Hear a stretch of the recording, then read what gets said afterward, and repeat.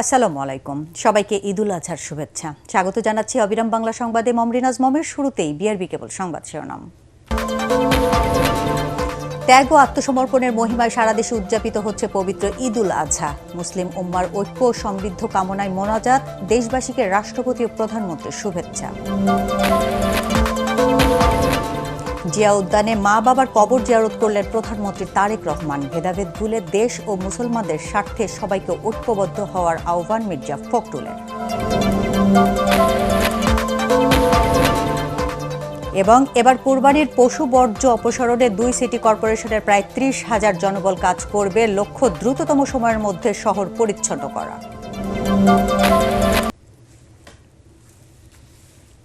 শুনছিলেন বিআরবি কেবল সংবাদ শিরোনাম, এবার বিস্তারিত। ত্যাগ ও আত্মসমর্পণের মধ্য দিয়ে সারা দেশে পালিত হচ্ছে পবিত্র ঈদুল আজহা।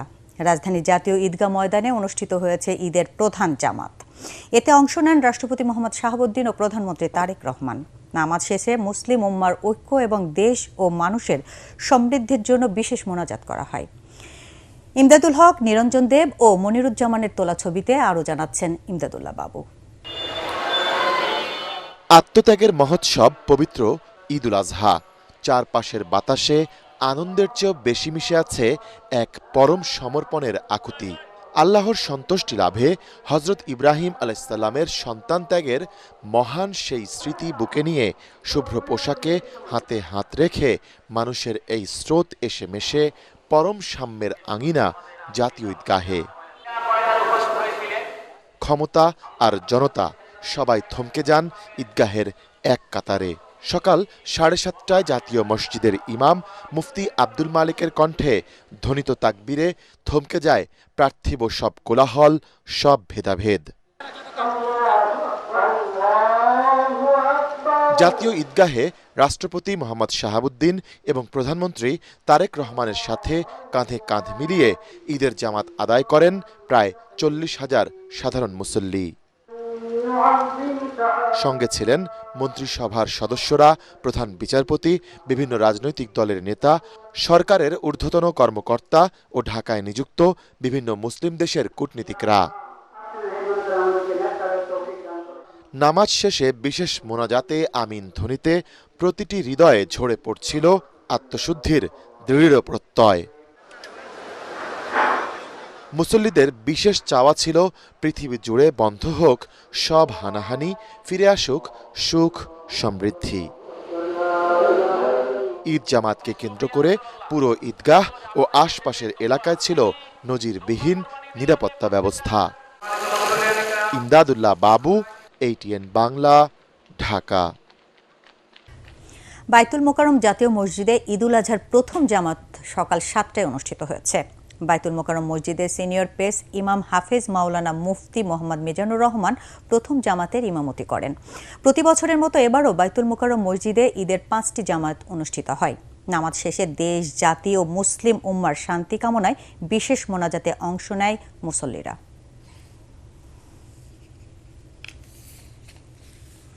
পবিত্র ঈদুল আজহা উপলক্ষে দেশ ও বিশ্বের মুসলমানদের শুভেচ্ছা জানিয়েছেন রাষ্ট্রপতি মোহাম্মদ শাহাবুদ্দিন।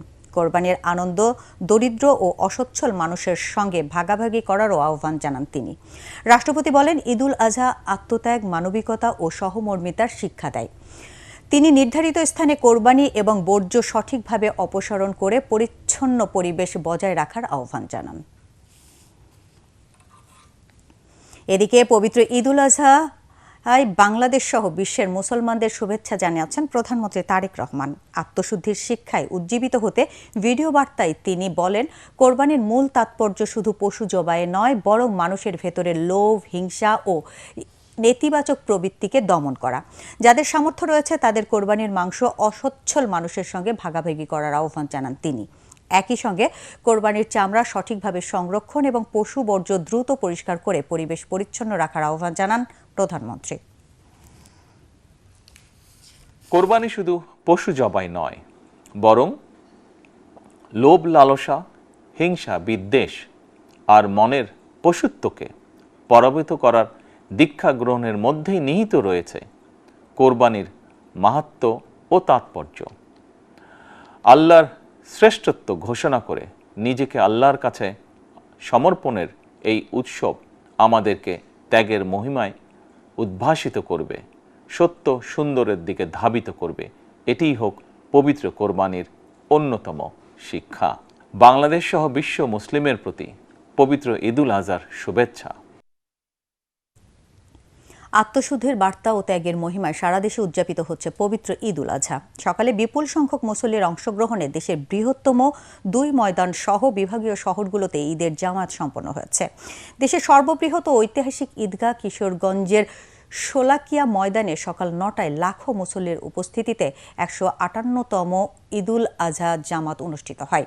এর পাশাপাশি আয়তনের দিক থেকে দক্ষিণ এশিয়ার অন্যতম বৃহত্তর ঈদগাহ দিনাজপুরের ঐতিহাসিক গোরে শহীদ বড় ময়দানে সকাল 8:30টায় বিশাল ঈদ জামাত সফলভাবে সম্পন্ন হয়েছে। এতে ইমামতি করেন মাওলানা মতিউর রহমান কাশেমি। নামাজ শেষে দেশ ও মুসলিম উম্মার শান্তি, অগ্রগতি ও সমৃদ্ধি কামনা করে বিশেষ মোনাজাত করা হয় এবং এরপরই ধর্মপ্রাণ মুসল্লিরা আল্লাহর সন্তুষ্টির উদ্দেশ্যে পশু কোরবানি করেন।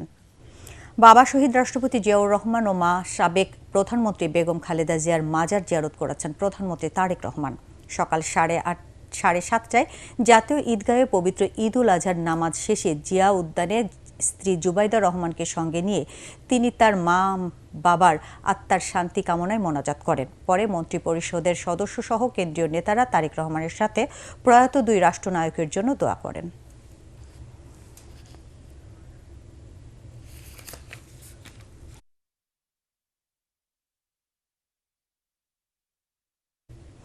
সকল ভেদাভেদ ভুলে ঐক্যবদ্ধ হওয়ার আহ্বান জানিয়েছেন এলজেআরডি মন্ত্রী মির্জা ফখরুল ইসলাম আলমগীর।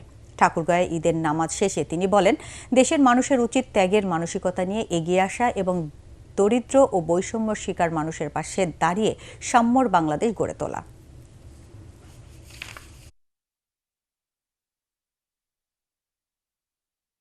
আমরা সবাই আমাদের বিভেদ ভুলে গিয়ে ঐক্যবদ্ধ হয়ে আল্লাহ তাআলার নির্দেশে আমরা সবাই এগিয়ে যাই এবং ত্যাগ স্বীকার করার জন্য মানসিক প্রস্তুতি সবাই গ্রহণ করি এবং এর মধ্যে দিয়ে আমরা আমাদের এই বাংলাদেশের যারা দুস্থ দরিদ্র বৈষম্যের শিকার হয়ে আছেন তাদের বৈষম্যকে দূর করে আমরা এখানে একটা সাম্যের বাংলাদেশ আমরা নির্মাণ করি।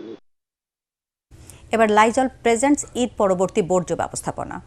পবিত্র ঈদুল আজহায় রাজধানীতে কোরবানির পশুর বর্জ্য দ্রুত অপসারণে ব্যাপক প্রস্তুতি নিয়েছে ঢাকা উত্তর ও দক্ষিণ সিটি কর্পোরেশন। নির্ধারিত সময়ের মধ্যে বর্জ্য অপারেশনের নিশ্চিতে 2 সিটি কর্পোরেশনে প্রায় 29,500 জনবল কাজ করবে আজ দুপুর থেকে। লক্ষ্য, দ্রুততম সময়ের মধ্যে শহর পরিচ্ছন্ন করা। জামিল হাসান শান্তর রিপোর্টে বিস্তারিত। রাজধানীতে এবার প্রায় 7 লাখ পশু কোরবানি হতে পারে বলে জানিয়েছেন ঢাকা উত্তর ও দক্ষিণ সিটি কর্পোরেশন। ধারণা করা হচ্ছে যেখান থেকে প্রায় 55,000 টন বর্জ্য সৃষ্টি হতে পারে। বৃষ্টির মৌসুমে এই বিপুল পরিমাণে আবর্জনার কারণে যেন জনভোগান্তির সৃষ্টি না হয় তা নিশ্চিতে বদ্ধপরিকর 2 সিটি কর্পোরেশন। 8 ঘন্টার মধ্যেই ঢাকা দক্ষিণের সকল বর্জ্য পরিষ্কার করার লক্ষ্য রয়েছে বলে জানিয়েছেন ঢাকা দক্ষিণ সিটি কর্পোরেশনের প্রশাসক আব্দুস সালাম। মাননীয় প্রধানমন্ত্রী যেটা চাচ্ছেন, উনি আমাদের 12 ঘন্টা সময় দিয়েছেন ক্লিনিং এর জন্য, কিন্তু আমরা আপনাদের সাথে আলোচনা করে আমরা নির্ধারণ করেছি 8 ঘন্টার মধ্যে আমরা বর্জ্য ব্যবস্থাপনাটা আমরা পরিষ্কার করব। ঢাকা উত্তরের প্রশাসক নগরবাসীকে সতর্ক করে বলেন, কোরবানির বর্জ্য কোনোভাবেই ড্রেন বা নর্দমায় ফেলা যাবে না। কোরবানি এবং কোরবানির 3 দিন যেই 72 ঘন্টা, সেই 72 ঘন্টার বর্জ্যকে একীভূত করার জন্য সিটি কর্পোরেশনের পক্ষ থেকে প্রতি বছরের ন্যায় পলিথিন, ব্লিচিং পাউডার এবং স্যাবলক দুর্গন্ধ মুক্ত করার জন্য সেই ব্যবস্থাগুলো আমরা অনেক আগেই প্রস্তুতি নিয়ে আঞ্চলিক নির্বাহী কর্মকর্তাদের মাধ্যমে ইতিমধ্যে ঘরে ঘরে পৌঁছাতে সক্ষম হয়েছি।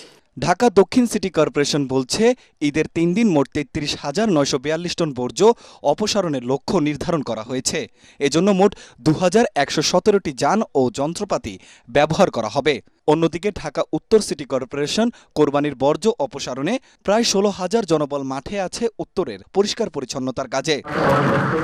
নগরবাসীর সহযোগিতা পেলে নির্ধারিত সময়ের মধ্যেই রাজধানী পরিচ্ছন্ন করা সম্ভব বলে আশাবাদ ব্যক্ত করেছেন 2 সিটি কর্পোরেশন কর্মকর্তা। জামিল হাসান শান্ত, এটিএন বাংলা, ঢাকা। এবার আন্তর্জাতিক সংবাদ।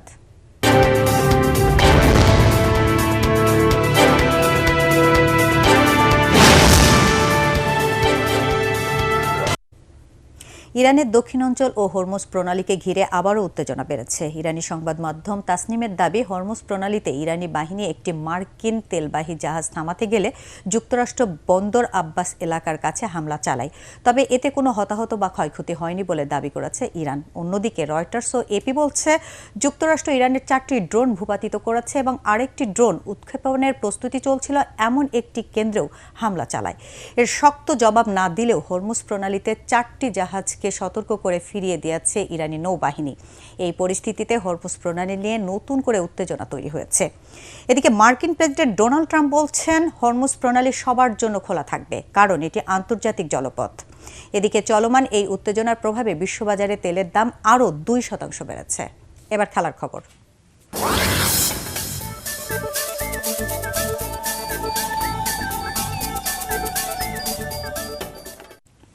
বিশ্বকাপের জন্য অনুশীলন শুরু করেছে হেক্সা জয়ের মিশনে থাকা ফুটবল পরাশক্তি ব্রাজিল।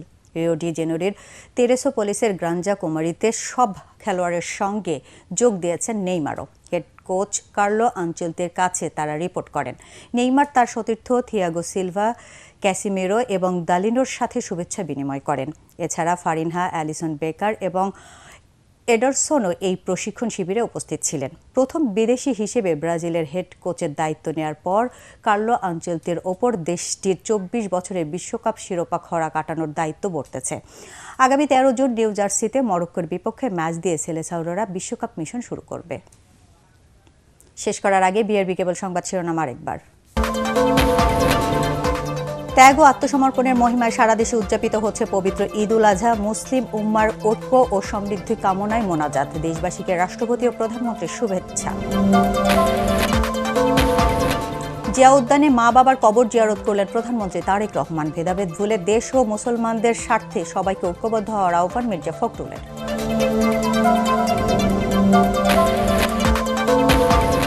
এবং এবার কোরবানির পশু বর্জ্য অপসারণে 2 সিটি কর্পোরেশনে প্রায় 30,000 জনবল কাজ করবে। লক্ষ্য দ্রুততম সময়ের মধ্যে শহর পরিচ্ছন্ন করা।